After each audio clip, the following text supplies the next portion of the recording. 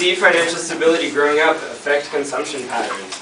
A presentation brought to you by this guy and that guy. So, indisputably, every person on Earth has a unique relationship with money based on a complex tapestry of past experiences that lead them to specific spending behaviors.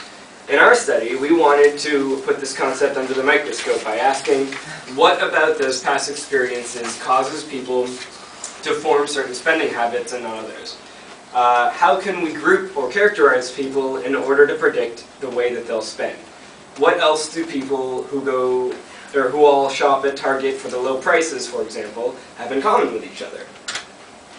So we wanted to look at the idea that one's subjective perceived place on the socioeconomic pyramid and financial stability growing up might have a direct correlation with one's spending patterns. It seems probable that somebody who grew up feeling like money was never an issue would be more free in their spending, while those who always saw money as an obstacle would be more stingy in their consumption and buy cheaper products and be less concerned with other characteristics. If you can't read it, it says the good news is profits are up 74%, the bad news is we don't know why. So we ended up finding that there is not that much correlation between perceived financial stability and consumption patterns after all. And what correlations there were turned out to be counter to our original hypothesis. We found that this lack of correlation to be in line with other similar research we were doing in our lit review. The idea of socioeconomic class correlating with spending habits is being tested all over the place and continues to show that there is no simple relationship between spending patterns and financial stability. So our survey was divided into 3 sections. First section was consumption questions, talking about how people spend their money. Second section was just general demographics about age, education. And the third section was about your finances growing up.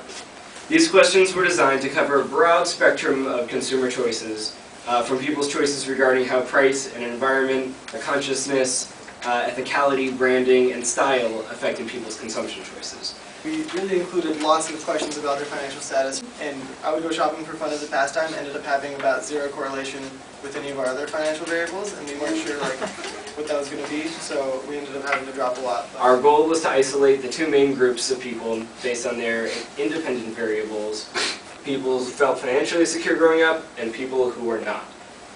So on to our data. Okay, so like Zach just said, we had to split the group up into 2 different groups, and we used the 2 most simple questions and made an average composite score for people scored 1 through 5. And then we saw 24% of people scored 3.5 or below. That's how we decided where to split our data into the unstable group and the stable group.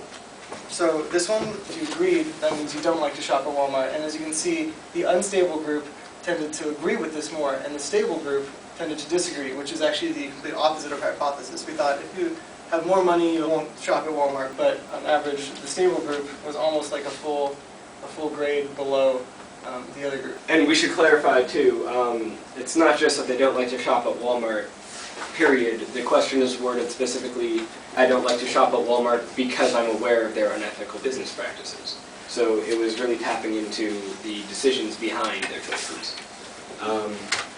So this next question here asks the subject whether they prefer to buy food that they know is grown locally and sustainably.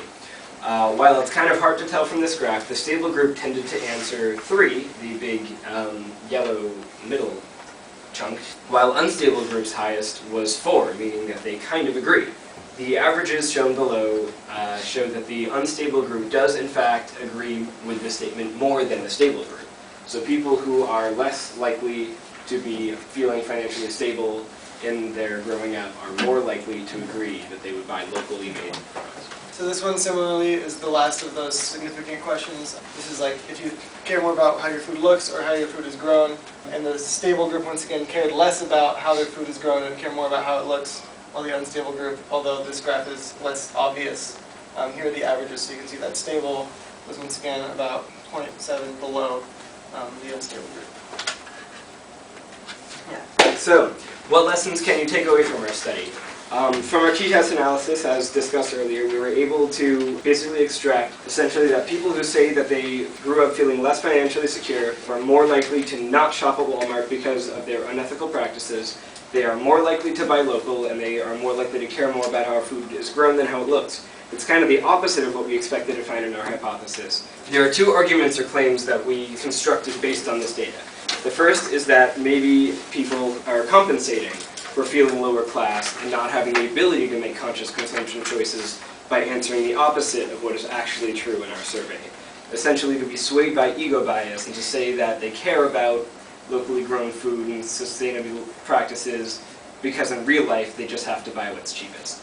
The other argument that we could make is a bit more hopeful, and it's that people who have had to think about money more as an obstacle growing up see themselves as lower class and thereby form a different relationship with their money and spend it more responsibly than those who grew up feeling stable. In other words, maybe people with money see money as the most important thing, while people without money tend to see money as less important, leading them to conclude that money is a means to an end but not the end itself, and care more about the impact of their consumption. This would make sense in a world where those who are in lower classes cry out to have locally made food and ethical business practices, while those in the upper classes seem to think about just making money regardless of social, environmental, or natural costs. It's cool that we got these significant results, but it was only 3 out of our 17 questions about consumption. And the general lack of correlation did agree with our lit review, which mostly said there was no obvious correlation. So, questions? Do you think it's possible that people who grew up less financially stable are more, because I see the ethical thing is aside from money responsibility, that they actually just maybe empathize a little bit more with the underdog, in terms of the local producer who's got maybe one stand, or Certainly. The Walmart who uses slave labor. Do you think that's Yeah, absolutely.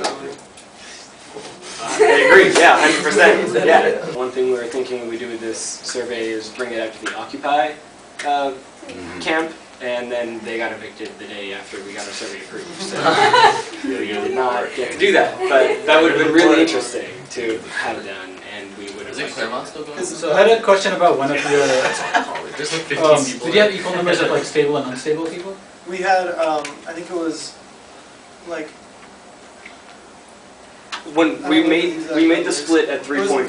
42% of the people were unstable, so or 43%, so 57 were stable. Yeah, it wasn't an exact split, and the split was at 3.5. So if you were the unstable group, still included people who were in the sometimes to still kind of affluent. So we basically the break was if you felt like you were middle class or upper middle class, you might have still fallen into the lower category. Because in one of your graphs, it seemed like there were more than more stable than unstable, and it seemed like there was more of one group than there actually was in the percent of the population. Yeah, unstable really doesn't mean a whole lot in this particular survey. It's more unstable and more stable, not. Yeah. Not actually A versus. Yeah, I've also found, I don't know so much around McKenna and Pomona, but especially at Pitzer, kids seem to be more sensitive if they are a lot more affluent than other people here. They tend not to flaunt it and show it off. Yeah. So that might have. Yeah. People's results. Hippies with BMWs. Yeah, exactly. It's a hybrid. Anyone else?